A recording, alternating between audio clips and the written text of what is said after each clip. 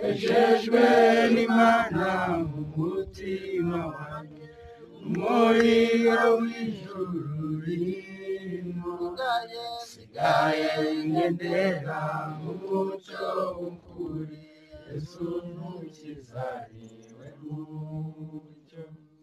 Imana ishimwe cyane. Amen.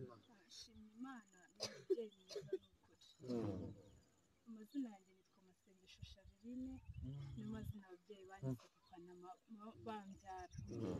Ariko hari ikintu njya nshimira Imana iyo mbyibutse iteka ryose ko nahawe andi mazina akomeye abitwa ko bakomeye muri ino si batagira.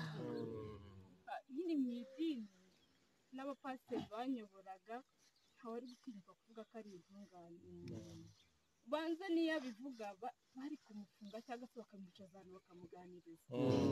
Ariko nshimira Imana ko mvuga ko ndi intungane ishize amanga, umutima wanjye ubohotse. Nshimira Imana ko nahawe kuba intungane bitavuye mu mbaraga zanjye. Navutse nsanga ari jye mukuru mu rugo. Papa na mama bantoza kujya mu idini, basengeraga muri ADEPR nanjye nanasengeraga, bantoza gusoma Bibiliya, bakajya banasengera.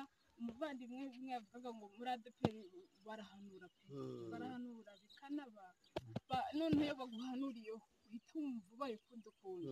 Bakampanurira ngo nzaba umuvugabutumwa ukomeye, nziga hanze byinshi, ariko nkumva nibyo n'ukuri, uko bitewe n'ukuntu babayeho mu buzima buba ariko babayeho mu bintu bimeze nk'ikigare.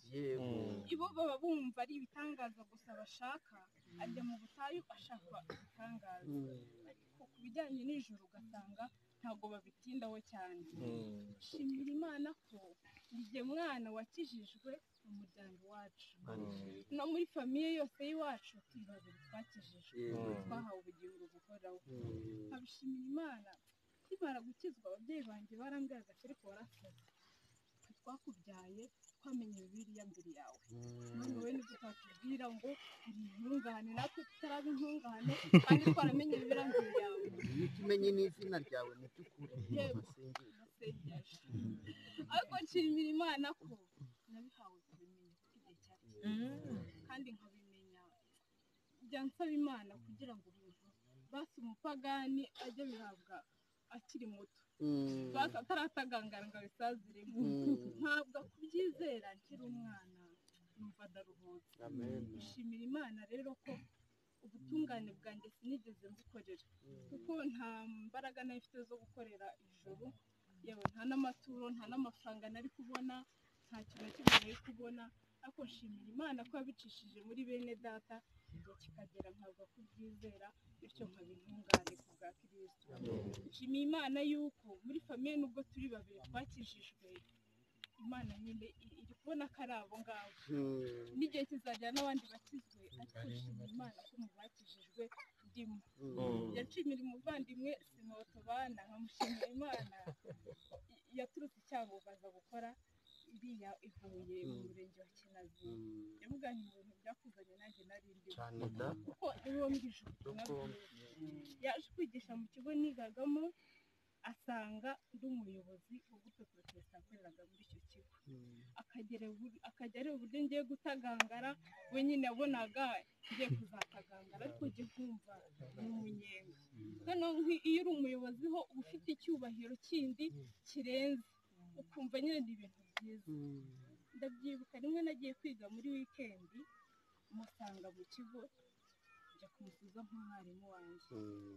Aho ngaho yari yicaye, none amusanze ndamusuhuza, ambaza amakuru, mubwira amakuru nyine bisanzwe, ambaza uburyo dukora muri protesta mu idini, nyine ni ikigurupe cyari mu kigo, ndabimubwira. Duhera aho ngaho tuganira, dutandukana ariko ntabyumva, gusa nkumva ni ukuri, ariko kubyakira mu mitima nkumva ntabwo birashyika, gusa nkumva ko ntacyo nakora nkumva nijoro bitewe na kavukire yanjye. Dutandukana nsaba Imana, aravuga nti Imana koko wampaye basi nanjye gushyikira mu mutima uko kwizera kwampaniriza no kuba mfite ijuru, nkaba intungane nkiri muri ino si. Twajya dukomeza kuganira ariko umutima ugakomeza, numva utarabishyikira pe. Bene data Emile na David na Freddy bamwe baza gusura umuvandimwe Simeo aho yaratuye ku kigo. Umuvandimwe Simeo arantumira arambwira ati rero mfite abashyitsi uza kuzafasha kubakira, nuko yambwiye numva ko ari abashyitsi. Mpageze nsanga iteraniro abantu bateranira mu nzu, abantu bangahe banza kubitekerezaho cyane. Baratubwira ngo nitwibwirane, turibwirana, ndivuga uburyo nitwa Masengesho Charlene, ndi umuyobozi mu idini, nyobora abakobwa mu kigo, byose ndabivuga ariko niko nari. Baratuganiriza batubwira amagambo meza cyane nshimira Imana. Bene data icyo gihe wari umunsi wanjye ariko ntabizi. Maze baratuganiriza, ndabyibuka umuvandimwe Emile tugiye gutandukana yarasenze kandi avuga ati Mana n'amasengesho ugendaho rwose umundekeze.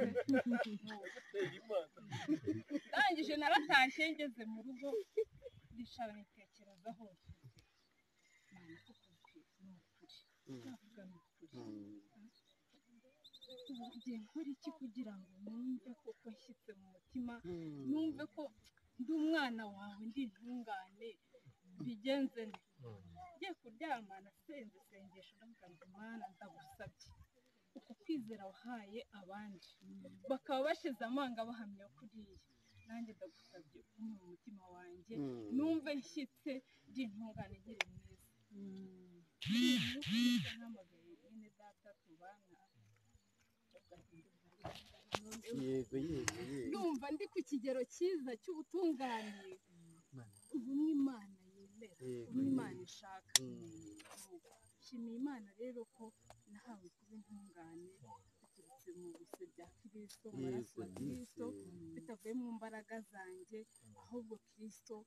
Nshimiye Imana ko Kristo atagundira ibyiza byo mu ijuru ahubwo akabizana kugira ngo natwe tubisangire, tuzabisangire ubwo tuzaba turi mu ijuru, ako tukiri no muri ino si dukomeze tubisangire. Imana ishimwe rero ko Kristo yiyambuye ubwiza bw'akabunyambika agafata ububi bwanjye akabwambara, ubwo yapfaga yapfanye nanjye, azutse azukana nanjye. Nshimiye Imana ku bw'aya mazi.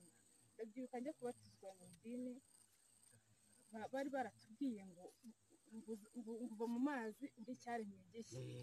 Noneho banuka mu mazi, pasiteri wari ugiye kumbatiza yaramfashe nyine aramanura, ndavuga nti reka noneho numve ukuntu ngiye kujya mu mazi meze, basi numve nuko ndi buvemo meze ko hari icyahindutse. Arangije arambaza ngo witwa nde, ndavuga ati nitwa Masengesho Charlene. Arabanza arasenga avuga ati Mana Masengesho Charlene ndamukweretse n'ibindi byinshi. Ndahumiriza nyine ngo bamanure mu mazi, ariko ndimo ntekereza ukuntu ngiye kuba. Simbabeshye pe, namanutse ndi umunyabyaha ariko nzamuka nkiri umunyabyaha. Ariko nshimiye Imana ku bw'aya mazi ko ngiye kuyamanukamo ndi intungane, ariko nzamuke ndi intungane. Bene data Imana y'umugisha.